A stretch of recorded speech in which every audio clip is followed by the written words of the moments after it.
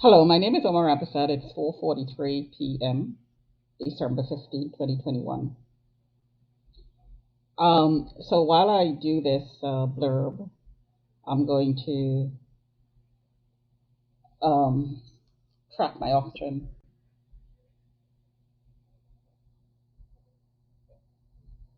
So I have the oximeter here. In fact, I think I'll put on the other one. So the difference between these two is it gives different data. Um, this one gives an Excel spreadsheet and the graph that backs it up. So it's you can do all sorts of manipulation with the numbers, and you can analyze it. So it's great. So what I'm going to talk about today is, and I forgot my water. Okay, so if you hear me cough, excuse me. Because my mouth is getting hit, as you can tell.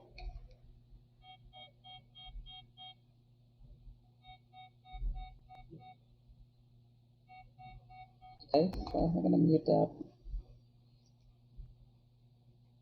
Unbelievable.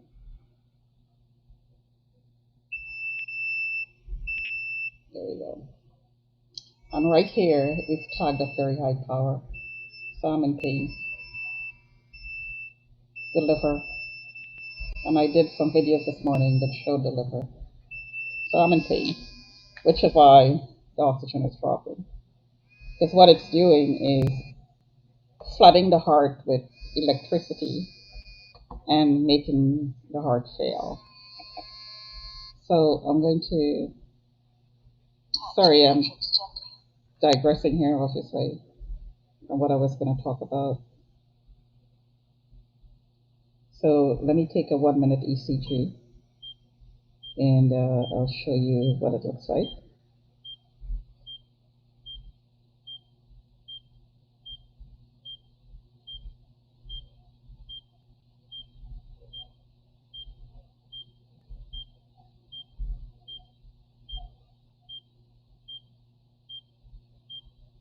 It looks pretty normal, although the waves are quite high. So um, there is electricity flowing through the heart that should not be, but I don't see any signs of AFib. Okay, so, well, okay, I spoke too early. There it is right there.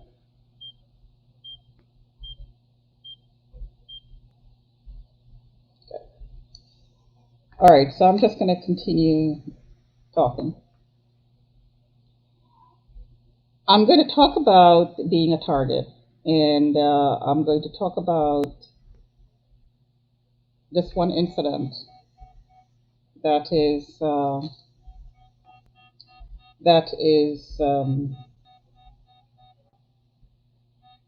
something that will affect me for the rest of my life, obviously, or else I wouldn't be doing this.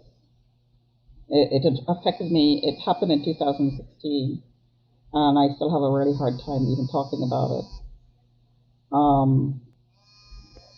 The reason I'm forcing myself to talk about it on camera is because it's important for people to know what happens to targets. And now the unvaccinated are targets, so they're being labeled, they're being harassed. So more and more people are becoming targets. So I feel obligated to talk about this. So my name is Omar Abasad. I am a target. The Toronto police is targeting me, which means that because I am at this point not only being trafficked, I'm an unwitting experimentee. So as such, there are informants in my environment who are working directly with the cops. And all of this came together based on all the comments and harassment that I have received and all the interactions I've had with the cops and the court, being falsely charged, the charge was dismissed, but going through that whole process, this is the understanding that I have of the situation right now. Um, so I am a target in the building, 25 Bamberg Circle, mostly because I'm exposing what's going on. I'm being targeted really, really hard. Um, I was targeted, from what I hear outside the window, as a terrorist after 9/11 because I was brown skinned. I'm not Muslim. Not to say that Muslims should be targeted, but I'm not Muslim. Um, so there's another hit. So I'll mute that. Um, so I am targeted for various reasons. I heard my name is on more than one list. So just one interaction with the Toronto police I'm going to talk about, and I did something like this before, but I'm going to do it again. Because as time goes on, as I am being violated over and over and over and over and over, because it's never ending. This incident keeps coming up in my consciousness as an incident that has had such a profound impact on me that it was life changing. It changed my life. It changed me. That night, and I'll go through the details, and you'll see why it had such an impact. That night, I had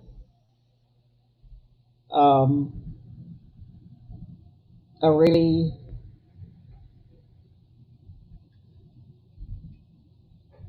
soul breaking understanding.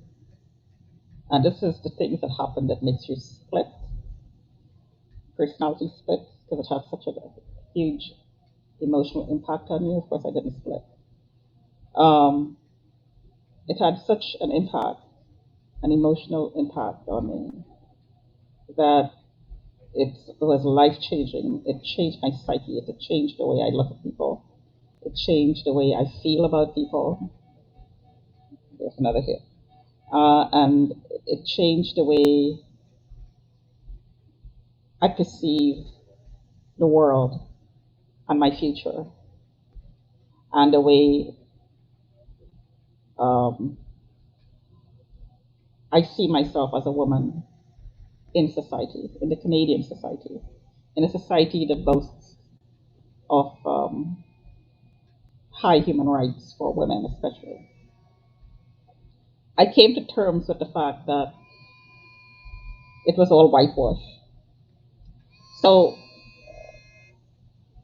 I'm going to try to make this brief, just so that go in detail enough, and I'm finding it hard to even talk about it still, and it happened in 2016. And I saw a therapist for this. I talked to a therapist about this for a year.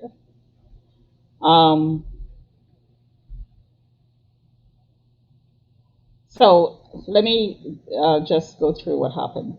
So I'm a target, as I said, and as such, informants call the cops. There are teams, and this rabbit hole goes really, really deep. So I'm going to touch on the surface just to give you the story of why it had such an emotional impact, this incident. So the team determined that I should be arraigned. So a Muslim had the contract at the time, a Muslim person. So then these two Muslim people were subcontractors, and they stalked me into the building, into the grocery store, because when they passed me, they called two names, Khalid and Surmad. Khalid and Surmad is connected to Badr Nizar. Badr Nizar had a contract on me, no disclosure, in a workplace. I was harassed there. So it was all connected. So I knew, that's how I knew that they came specifically to harass me, because they made it a point to pass near me and to harass me with names that I knew and people I worked with. At that point in time, I had no idea of this whole conspiracy. Didn't have a clue. Anyway, so they harassed me twice, a week apart. First week, I didn't call the cops. The second time, I did call the cops because I had gone to the doctor that morning and I was suffering really bad palpitations. And now I know why, because I'm being hit with directed energy weapons. And of course, the police is doing it. So, because the contractors are getting the contract from the cops, who's getting the contract from the dirty military. These are black operations, black budget operations. Um, so we are in a world where everything is open, and this should be open as well. So I am open, and the cops should be open as well. The dirty military should be open as well. The elites should be open as well. Nobody has secrets. That should be across the board. So this is why I'm doing this. So I had gone to the doctor that morning, complaining about palpitations because I was being harassed, not only in the mall but here as well. So, but the palpitations are really, really bad. Um, Going back now, from what I could see from my ECG and oxygen levels, I was being hit really badly, high power. So I had called the cops the second time because I was scared. I didn't have a clue what about this all this data that I had accumulated, what showed up in this data. I didn't have a clue that it was going on. All I knew was that I was scared of getting a heart attack. And I was scared because these women were dressed completely in black, head to toe. The eyes had a latticed covering. You couldn't even see the eyes to judge what the person's mood was, what the intention was. There's no way to judge through body language what their intentions were.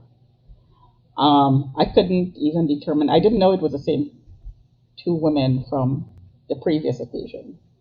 Didn't have a clue that they were the same people. For all I know, they could have been males underneath the black wear, head to toe. I didn't know. I was scared, so that's why I called. I was asked if I needed an ambulance. I said no, but I did say that these people are harassing me.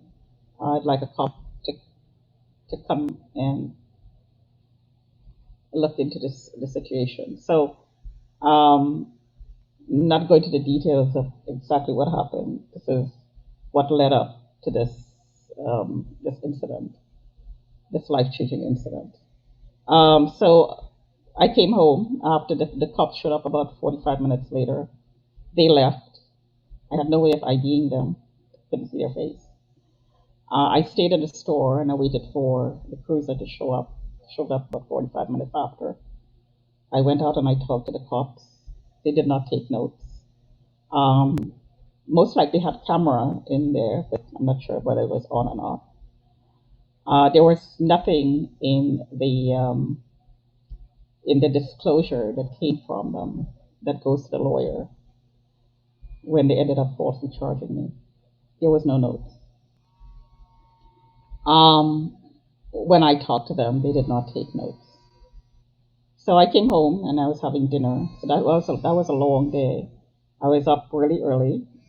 The appointment was about 2 hours away in another city, in another town outside Toronto. I had to take 2 buses to get there. So and then I took the bus straight to the mall after the appointment. So because I pick up specials when it comes out on a weekly flyer. So I decided I'd use one bus fare to do it. So I went and I'm in that particular mall. I was in that particular mall maybe twice a week to take up specials in flyers. There are two grocery stores there, Metro and Price Shoppers. So I was in the mall all the time.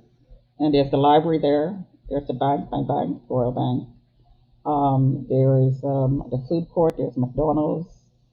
So you can do all your transactions in that one mall, and it's close by. It's like 10 minutes away. So, anyways, so I was waiting for the cops, not blocking any intersection, any exits. There were two exits in the store. I was in the middle. They claimed that I was blocking their exit. Even if I was near one entrance, there was another one that they could have gone through, so I wasn't blocking anybody's way. They lied, out and out lied. There was a witness, a store employee. He lied. There was a setup. In retrospect, I was framed. I was set up. Anyway, so they went home and called the cops to cover what they were doing and said I was harassing them. So the cops came and never a question, not one question. Knock, knock, knock. I was in the middle of having dinner. So that was a long day, as I was saying. I came home after the mall and I cooked. After going to the mall, I cooked dinner. And this was about 6 o'clock in the evening. I was eating. Because I was cooking, I tend to put on older clothes when I cook, because I don't necessarily wear aprons. So anyway, I was in the oldest dress, and I was having dinner, and knock, knock, knock. Could we talk to you? Oh no, they asked to come in. So I stepped out, and I said, well, we could talk here, because I have a right to do that. I have a right to refuse, unless they have a warrant. I have a right to refuse entry into my home. So I stepped out into the corridor, and I said, well, we could talk here, because it didn't matter who heard what. Never asked a question. Out came the cuffs, cuffed me. We're taking you down to the station.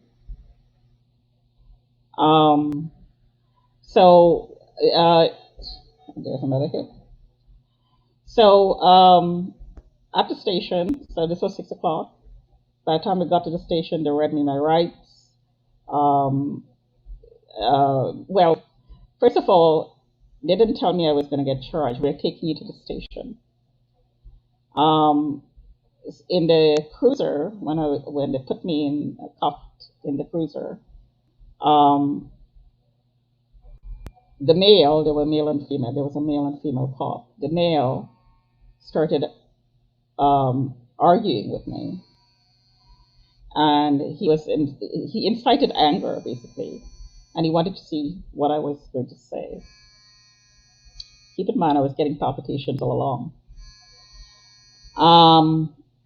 So really, I wasn't responsible for anything I said at that point in time. In the cruiser, he argued with me, and then he said, well, I could put the charge in right now. We're going to charge you. Didn't say for what. He never said what the charge was. We could charge you right now in the argument. He's arguing with me. And he's saying, well, we could charge you right now. I don't recall what exactly I said, but he pressed the device he had in the car, and he said, there, you're charged. Never a question. He incited my anger. He started arguing with me. He asked me what did I do for a living. I said, I'm an accountant. He said, do you mean a bookkeeper? I said, no, I'm an accountant. I'm a financial analyst. He said, do you mean a bookkeeper? And he kept on arguing with me like this. Anyway, he ended up pressing this device. There's another hit. And he said, yeah, you're charged. Not a question. Didn't tell me what I was charged with before he did that, and he did that in a cruiser outside of the building. So took me down to the station and took my everything, and patted me down and put me in this waiting room, which is an enclosed room, locked door, table and chair. That was it. And I waited there. He said somebody will be coming in to talk to you, question you. Um, so I waited. So that was about 7 o'clock, maybe a little bit later. I waited and I waited and I waited and I waited and I waited and I waited. And then finally, because I have had no such interaction with the police before, and I was in complete and utter shock, and I was getting heart palpitations. Didn't know really what to do and how to. I didn't know what to do, so I just sat there and waited. And about 10 or 11 o'clock, finally nobody came. And keep in mind, I got up at 6 that day. I was suffering heart palpitations. I was tired, exhausted. So now it's about 10, 11 o'clock at night. There's another hit. And nobody came to tell me what was going on or ask me a question. So I knocked on the door, and he said, somebody answered, and he said, we're going to keep you. You're going to be charged. You're going to be on bail. You're going to be held for bail. At which point I said, why would I be charged? What is the charge? He never said what the charge was. I did not know what I was being charged with. So he said that the documents are going to be prepared and you're going to be printed. So I didn't know what the charge was until I got a lawyer, basically, after the whole thing happened. And, and I'm having problems even talking about it. Um, yeah. So didn't tell me what I was charged with. So still in shock. They moved me from that cell, that room, into a cell, um, like a prison cell. And this was when you talk about something being life changing. This is life changing. The cell, as you saw, as most people see on the TV and movies and so on, if you have never been in one, and let me tell you, you don't want to be in one. It's the toilet, it's the cot, and the cot is steel. There's no covering on the steel. There's no pillow, and there's a sink, a tiny sink, and a toilet, all in about a 5 by maybe 6 space. The door, there's no door. There are steel bars, just like you see in prison. No privacy. There is absolutely no privacy. And there is a camera facing the door that the guard, who was male, a Chinese male sitting at the desk, was looking at you through. So I asked to go to the bathroom, thinking that they'd take me out and let me use the washroom. Did not. Um, so I looked at the toilet, and the door was, and there is no privacy now. It's barred, and there's a camera facing you. So I said to the guy, like, how am I supposed to go to the toilet? There's no privacy, use the toilet. He said, oh, I'll give you a privacy gown. So what is the privacy gown? It's a paper hospital gown, right? So you put it on you. So you drop your pants, and your underwear and your pants is on the floor, fully visible on the camera, and you had to go to the toilet like that. When I talk about life changing, you think about that. And this is somebody who was falsely charged. The people were harassing me. I was framed and set up. And this is how I was treated. And by the way, they had asked me if I have a heart condition, and I said yes, and that's on tape. It's all videotape.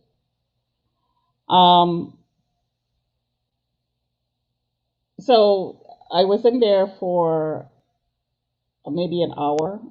Then they took me out of the cell. No, I'm sorry. They printed me from the room into the cell. So when they took me out of the room where I was waiting to be questioned, and I was not questioned, they printed me, and then they put me in the cell. So by that time, it was at 2, 3 o'clock in the morning. So I was in that cell for more than an hour, about an hour and a half. And I think I passed out because I put my coat on. I had a somewhat heavy coat on. And I took off my coat and I spread it on the cot. And I laid down, and keep in mind I was up to 6 in the morning with heart palpitations. So then now it's like 3 o'clock in the morning, going through all of the stress after being harassed in the grocery store, all the stress of of dealing with the cops and getting charged in the cruiser, and waiting 3 hours in the room to be questioned and not being questioned, not being told what I was charged with, having to use the toilet in full view of the male Chinese guy outside. I laid my coat on the cot, and I think I passed out. I asked for water, and it took about an hour and a half for me to get the water. He didn't give me the water until an hour and a half later. I didn't have anything to drink or eat since they took me, and I didn't have dinner because I had just started dinner, so I didn't really eat anything.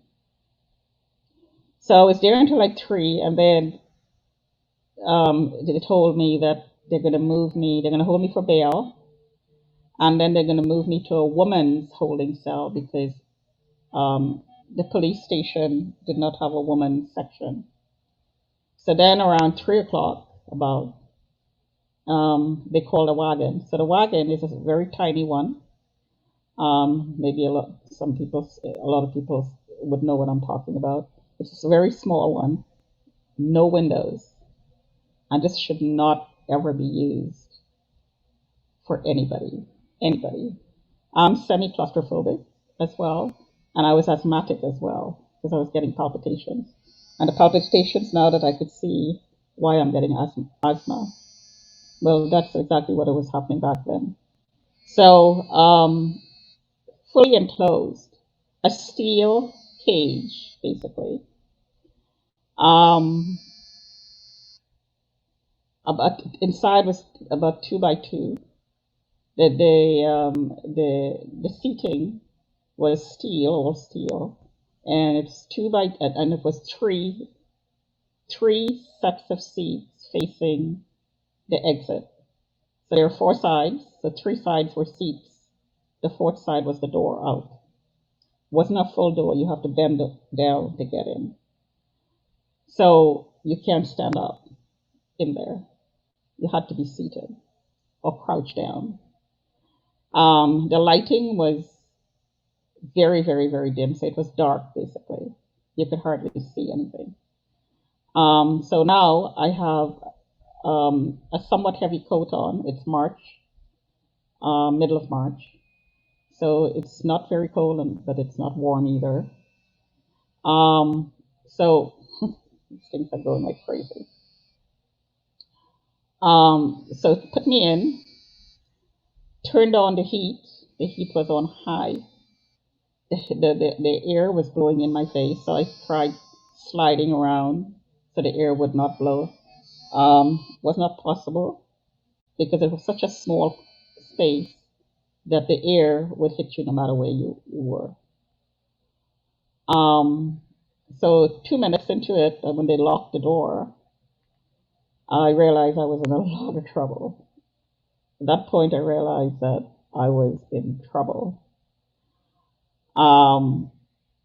because my hands were cuffed behind my back. I had this coat on, which was somewhat heavy, and this hot air was being blown into my face, and I couldn't breathe, and I was asthmatic, and I'm somewhat claustrophobic. I'm semi-claustrophobic. I could use an elevator, but I can't go into a completely enclosed area. Um, and I think if the elevator stopped, I would have a real problem. Um, so you can imagine being in a completely enclosed box, dark, your hands cuffed behind your back, a heavy coat on,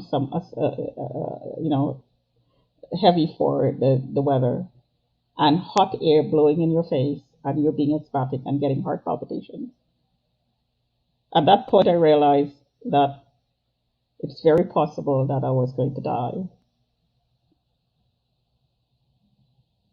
I had this feeling that I was most likely going to die in there. So I called, hello, hello, hello. The woman, there's a male and female, woman, the male driving. The woman answered yes. I said, could you please turn off the heat? I can't breathe. I never got an answer up to today. There was no answer, and the heat was not turned off. I know she heard me, or else she wouldn't have answered, so she could hear me. So I kept asking, please turn off the heat. Turn off the heat, turn off the heat, turn off the heat, turn off the heat. The heat was never turned off. I asked until I think I passed out because I didn't remember after a certain point what happened until I heard the door click. Um, Maybe I was in and out of consciousness. So when the door clicked, it woke me up. I'm not sure. I'm not sure. Um, so, oh, before that, I was thinking clearly enough to figure out that if I could get myself a little bit cooler, because I was heating up really, really fast, and I knew that I was in a lot of trouble. So I have very small hands because I'm very small, and the cuffs were somewhat loose. So I wiggled one of the hands. Keep in mind that my hands are now cuffed. Was it the back or the front? Not sure. I think it could have been the front. I don't remember. Um, anyway, I wiggled one of the hand free from the cuffs, and I pulled the coat off one of my shoulders. So the air, I got a little bit more air circulation around my body. Couldn't take the coat off completely because I had the cuffs on. So I pulled the coat off my shoulder as much as I possibly could. And to tell you how I was thinking or not thinking, I put the cuffs back on. I slid my hand back into the cuffs, which was really bruised by that time, thinking that if I took the cuffs off, they would charge me for attempting to get away, to escape. So I was thinking clearly enough to think that if I had taken my hand off and kept it off, that they could actually charge me for attempt to escape. So I put my hands back on into the cuffs. And I was in there for about 50 minutes, maybe an hour. And there were 2 or 3 stops. And they must have heard me because in a stop, they clicked the door open. And there is a grid. When the door is open, there is a steel grid over the door. So it's not complete airflow. The air is coming. The air is coming through the holes in the grid. So they clicked the door. The guy clicked the door open and left it open while they were loading more people on. I think they were males because there were two compartments, male and female. So they were picking up people from other stations. So by the time we got to this women's holding spot in another station, I'm not quite sure where it was actually, can't remember anymore. Um, it was another police station. Sorry. Um, so they did the frisking and put me into another cell that was exactly like the one that was in another police station. But this one was bigger. This station was bigger, and there were more people in there in similar cells. And there was howling, there was crying, there was screaming. You were like it was like being in a psych ward, in an open psych ward. This is how women are treated in the legal system. But this didn't impact. This fact did not hit me until years after when I was talking to the therapist. How terrible women are treated in our legal system um, by men and some women, not all police women, some of them. Um, so so now it probably was about 4 o'clock in the morning. Of course, no sleep. How could you sleep? Can't sleep. So at 7, I needed to go to the bathroom because you go to the bathroom, empty your bowels, do your morning routine. So again, I asked, "How are you supposed to go to the bathroom? There's no privacy." So she gave me another, and this time it was a female officer looking at you because it was a woman's center, a woman's holding cell, and she gave me again the gown, the privacy gown. So you had to go to the bathroom in full view of the camera, which was right in front of you. So 7 o'clock, got into another wagon, and this wagon was like a bus, and there was a lot of women in there um, because there was a lot of women in the holding cell waiting for bail, I imagine. So, and these people were mostly the underbelly of our society, and this is probably why they're treated this way. Um, in that whole day there, in this whole experience, there was one well-dressed woman who came in because I think somebody charged her for taking something from the office. Anyway, so mostly mostly poor, disenfranchised, disempowered people. Um, so they put me in another bus, and I asked the driver. I was thinking clearly enough after no sleep and going through all of this. Um, I was thinking clearly enough and to remember how I felt in the wagon, and I said to the driver, "Could you please turn down the heat?" And very interestingly enough, he did, even though there were other people in the van. He did do that. So then we are at College Park, because that's where the courts are. So believe it or not, they put us in shackles. So now my legs are shackled, and my legs are shackled, and my hands are cuffed, all because two Muslim women lied, and the cops framed me. So now my legs are shackled and attached to other people in a line, like a real prisoner, and my hands are cuffed. And they processed us,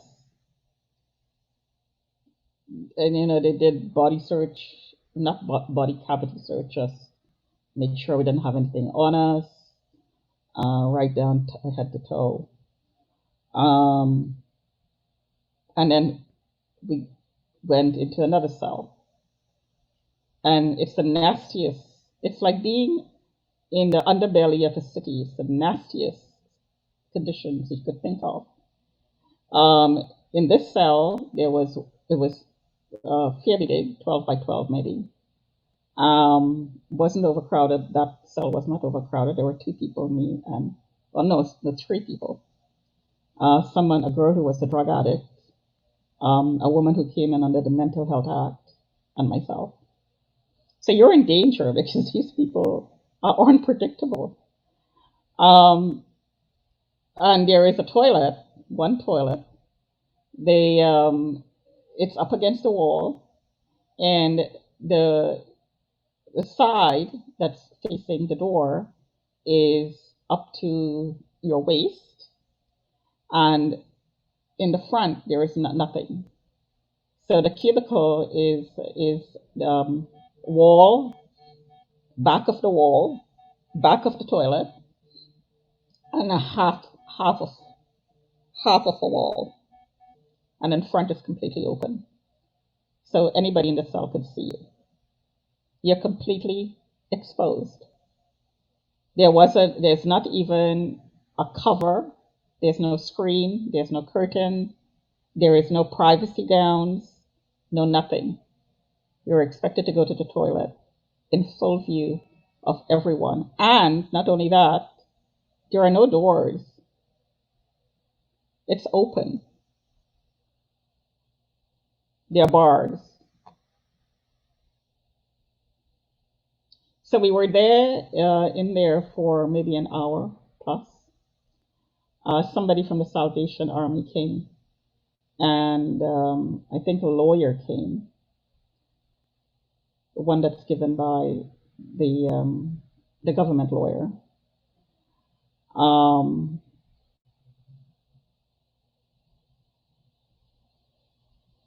yeah, what a nightmare. Um, keep in mind, no sleep. I had no sleep, and I still had my wits about me, and I'm starving because I really didn't eat dinner. Starving, completely starving.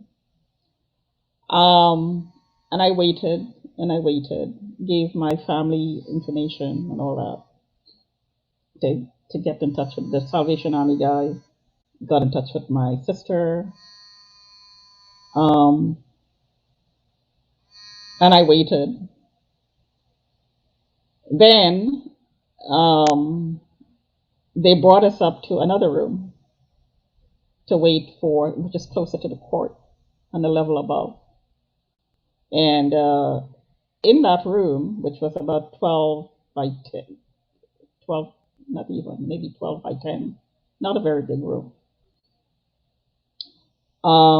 There was, when I first went in, there was about 5 people, and then they bussed in people from prison, like the big house. And there was about 10 women, 10, 12 women in there with prison uniform, with the sweat pants and top from prison. And again, disenfranchised women, Native Indian women, prostitutes, drug addicts. Some of them were bisexual, gay. I'm getting hit really badly. Um, so then, keep in mind that I had gone to the bathroom in the women holding cell, about 7 o'clock in the morning. So by the time they took us to the court, the room, so how many times did I move? About 5 times. By the time they had put us in the room waiting to be called for bail, for the bail hearing, it was about 9 o'clock, and they flooded the room with about 15 people, hardened drug addicts, mentally ill women, gay women, all in the same room, and you have to use the bathroom with the gay women looking at you.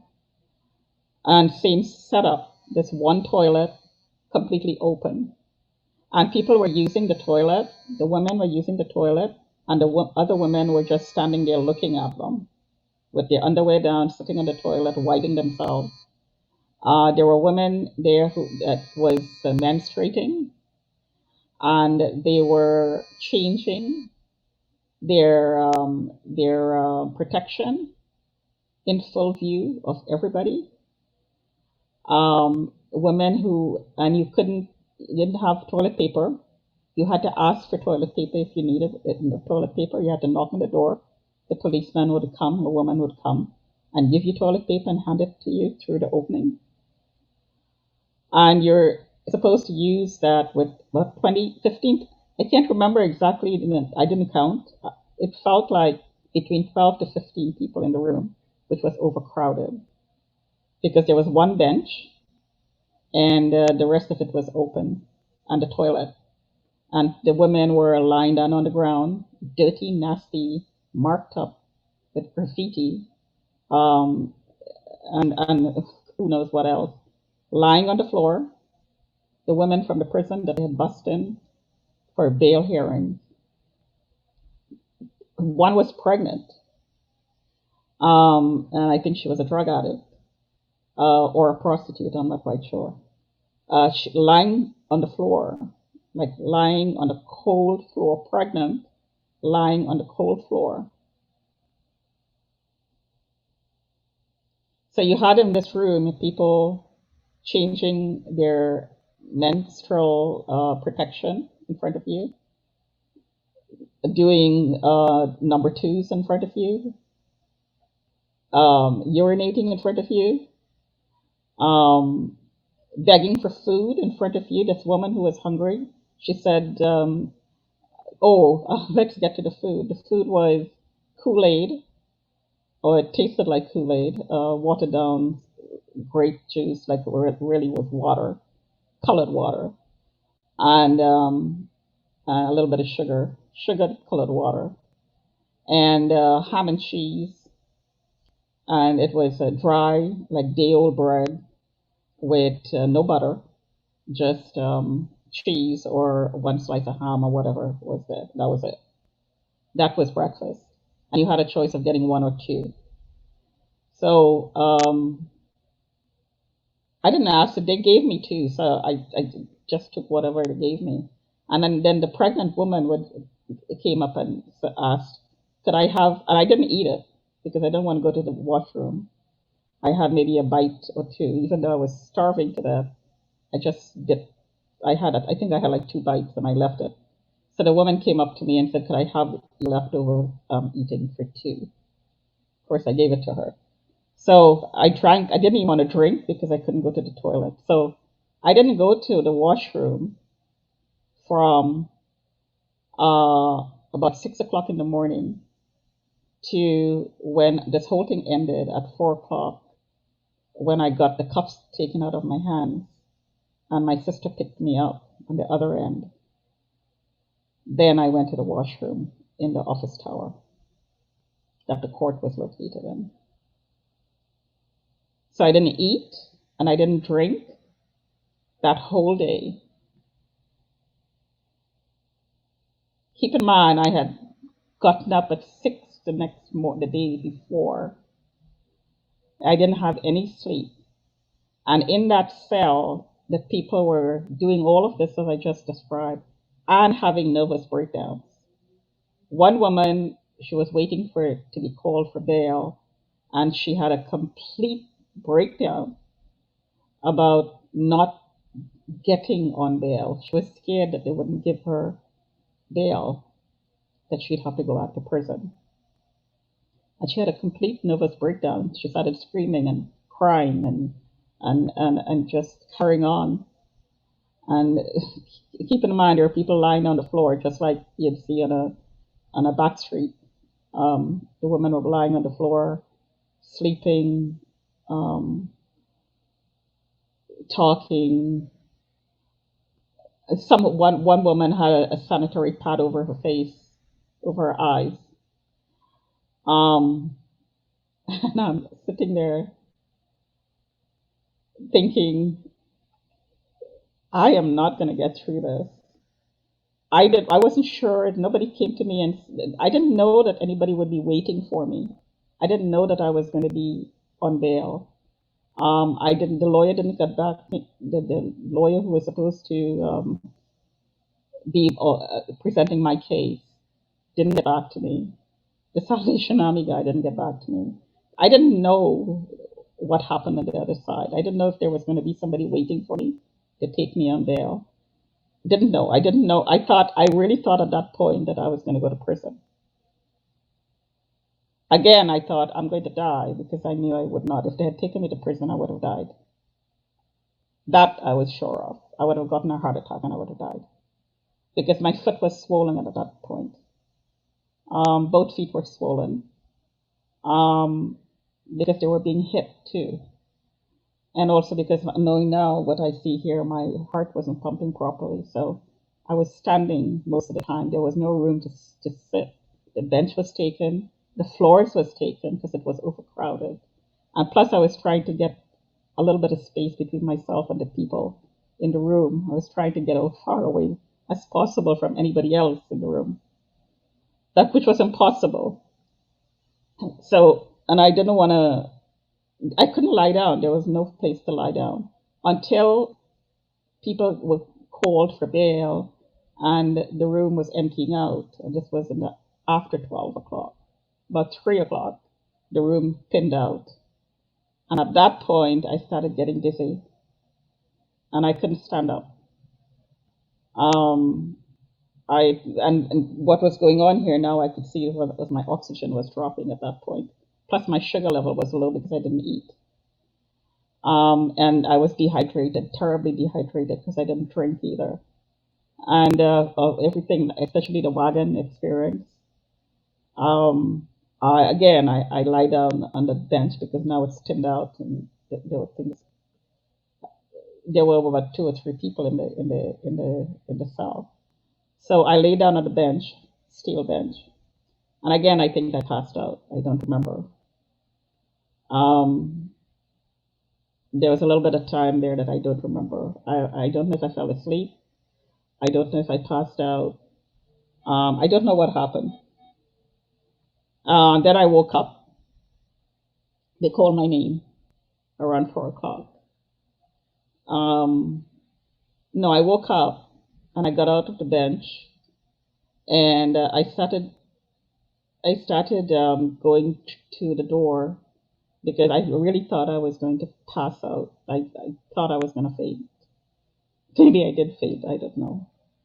Um, and just about the time when I thought this is it, I couldn't. There's no way I could continue. I was probably going to lose consciousness at that point because I remember going close to the door thinking I'll have to knock for help before I pass out. If I pass out, I'll have to knock on the door. So I edged close to the door. And at that point, they called my name. So the cop came and again put cuffs on my hands to walk me to the court, which was about a few minutes away through the corridors. And the female cop asked, "How are you doing?" And just being out of the room had a huge impact on me. So I started thinking a little bit clearer because, just before that, I thought I was going to pass out. I thought I was going to lose consciousness. Um, and I was going to die. Again, I thought I was going to die. Um, so once I got out of the room, just getting out of the room, lifted the thought that, well, maybe I'll survive. Lifted the thought that maybe I'm not going to die today. She said to me, "How are you doing?" And I said to her, "I've had better days." And she said, they've got everything ready for you. Um, I can't remember exactly the words she used, but I got the distinct impression that bail was arranged. And she tried to convey that message to me that I was going to get out. And there was no bail hearing, it was all arranged.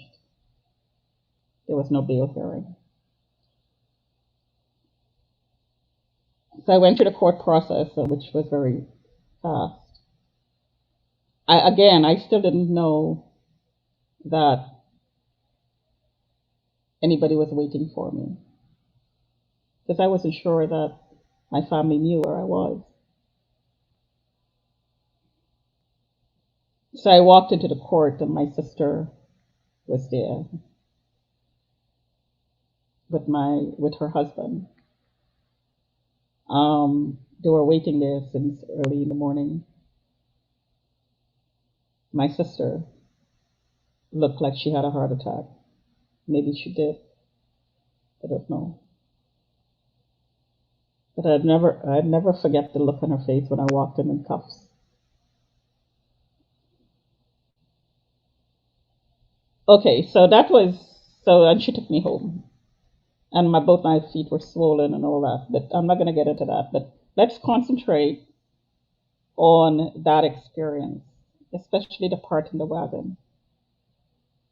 Think about how vulnerable people are when they're in the hands of the police, not only Toronto police, any police, who has the power to do anything to you, and it's all covered and it's all fixed. Not only targets anybody, but women especially seem to be vulnerable to this sort of treatment. And a lawyer actually said that to me. I talked to a few lawyers when I was looking for a lawyer, and maybe I should have gotten a female lawyer. Now I know I should have actually, for a fact, I should have gotten a female lawyer. But that's another issue of how I got the lawyer. I was doing the Google search and his name kept coming up. And now, in retrospect, I wonder why his name was always popping up in the Google search. But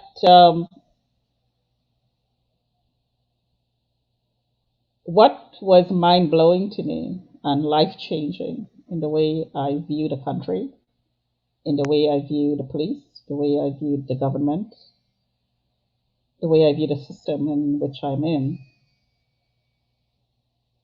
it took away all my confidence in it. It will never come back. I don't have any confidence in it. It became very, very clear to me that there are no human rights, really. We do not have human rights. That they, all the talk and the speeches are given by Trudeau and all these politicians are just that. They're talk. It's just talk. They're just words. And the way he treats the Native Indians is a good example of that. It's all words. We do not have human rights. You are vulnerable. We are vulnerable to people in power. We do not have human rights. As you think about it, all the policemen, the driver had to do, the two people in the front of that van and that wagon had to do was pull a lever to switch it off, switch the heat off. That's all they had to do. The realization at that point, I realized that they were trying to kill me. When she didn't answer, and I kept calling to switch the heat off, that was the life-altering incident. And this whole thing that happened and everything that put me through, that one realization that all she had to do was pull the switch or the lever or flip the lever on that heating. That's all she had to do to have prevented me from getting a heart attack or not. and she didn't do it. So at that point, I realized they were trying to kill me, and they were serious about it. And I realized I was in trouble. Not from the criminals running the streets, roaming the streets, but from our government, in danger from the government and people in power over us, the police being only one of the agencies. We are in danger. Because what I went through was torture. And this kind of torture is reserved for enemies of the state. It's reserved for people who've committed horrific crimes. And you can hear these alarms are going crazy, right? I'm being hit. Like, here is just hurting. I'm in pain. This is what stood out to me the most through that whole experience. That all the person had to do was hit that switch.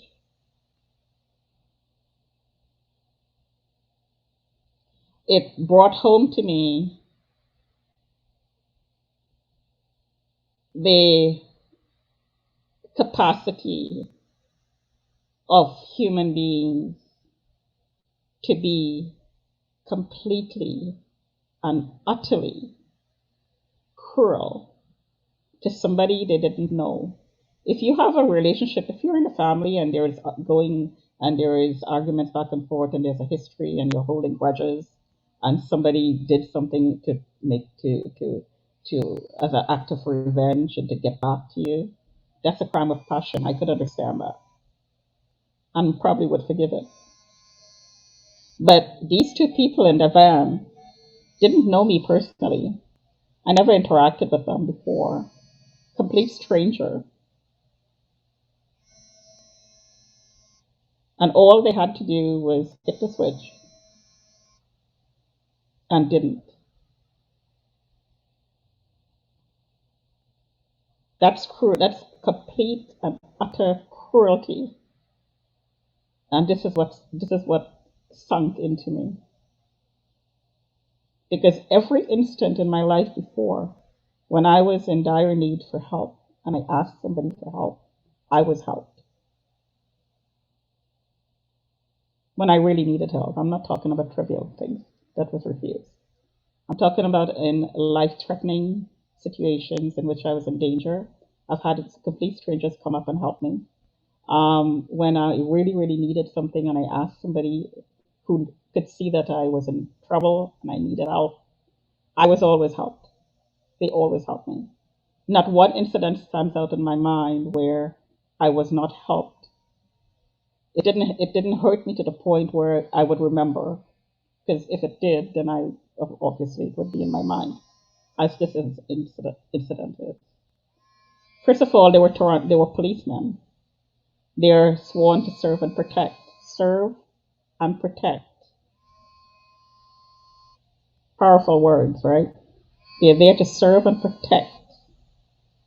They have power over you. And not only that, I'm in a steel, hot box, fully enclosed, dark, cuffed, begging for air, basically. I'm a stranger to them. There is no history. There's no personal, emotional history. There's no case of having revenge.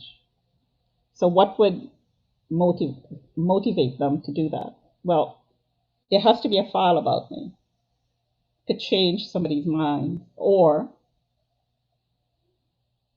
maybe that's not it. Maybe it's because they were police people and they were there to carry out an agenda. Because, like I said, in most cases, when I asked for help, strangers, I got it. And these were policemen who swore to serve and protect. And I was completely and utterly helpless.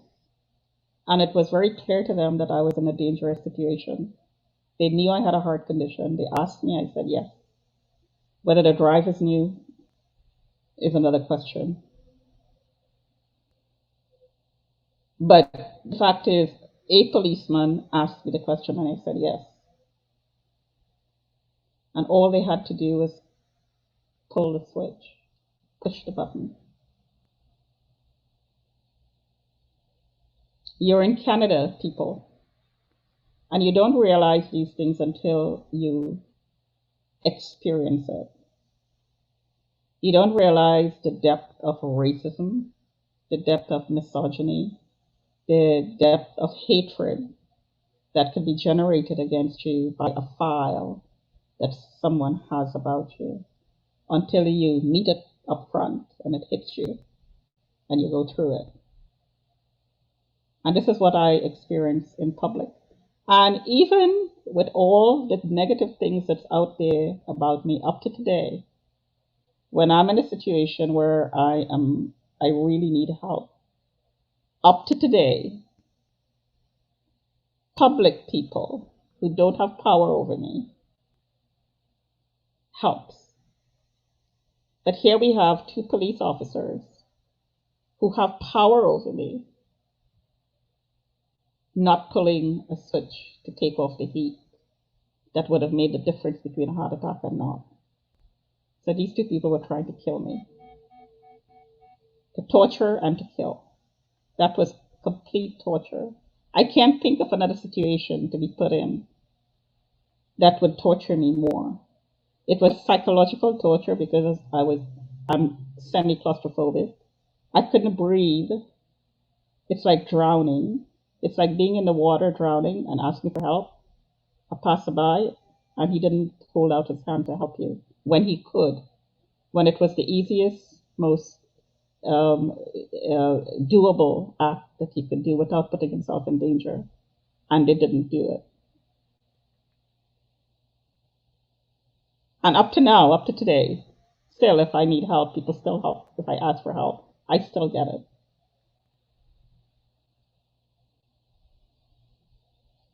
There is something wrong with the Toronto police force. The two people were white, by the way. There is something wrong with the Toronto police force.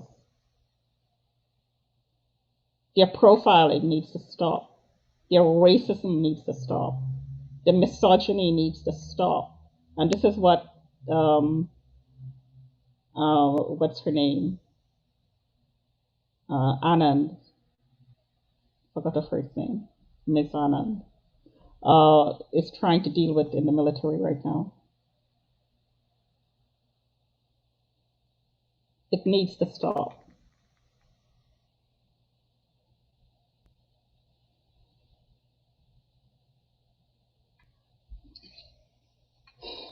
Okay, so that was difficult. So I didn't break down in tears, so that's good. 2016, and we are here in 2002. So we're going in 6 years. And I still haven't dealt with the situation the way I want to deal with it. We have to have change. For women, especially in the legal system, in the court system, in the police system, there needs to be change.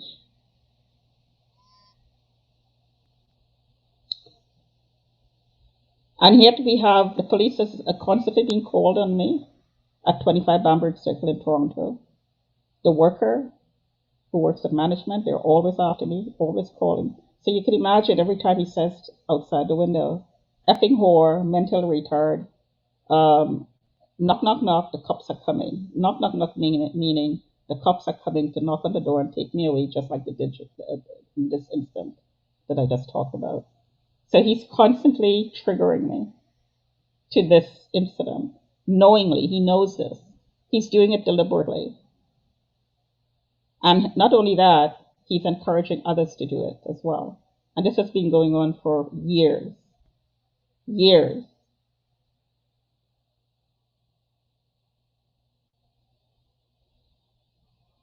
There needs to be change.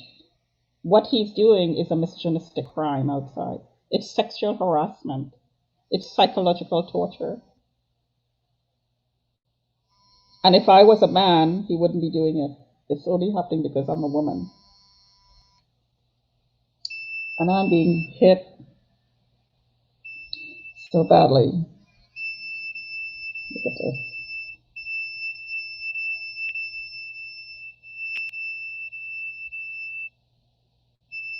Back and chest.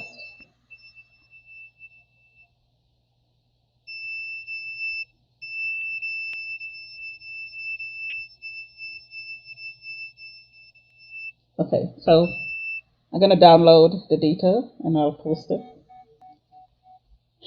As you can tell, every drop in the oxygen is heart failure. So let's see what the heart looks like. Keep in mind, I am a target. The people in the cell with me probably was not, in the sense that I am, but they were treated just as badly.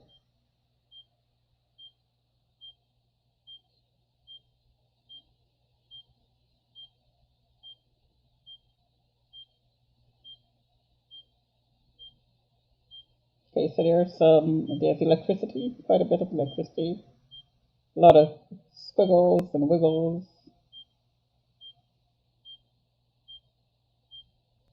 So when the worker or anybody else in the building talks about the cops are coming, it's psychological torture.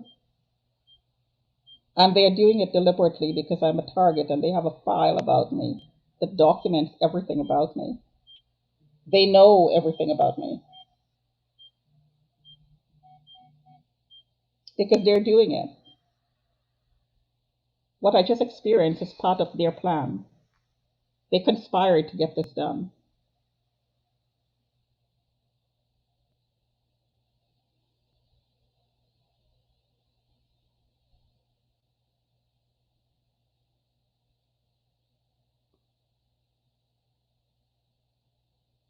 So there's still quite a bit of irregularities because there's a lot of electricity going through my heart.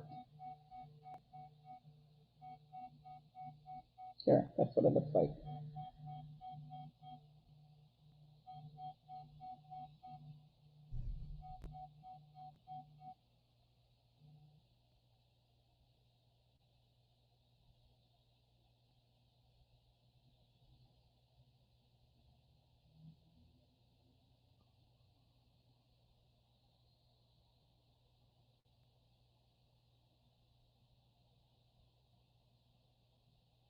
Goes right back in rhythm.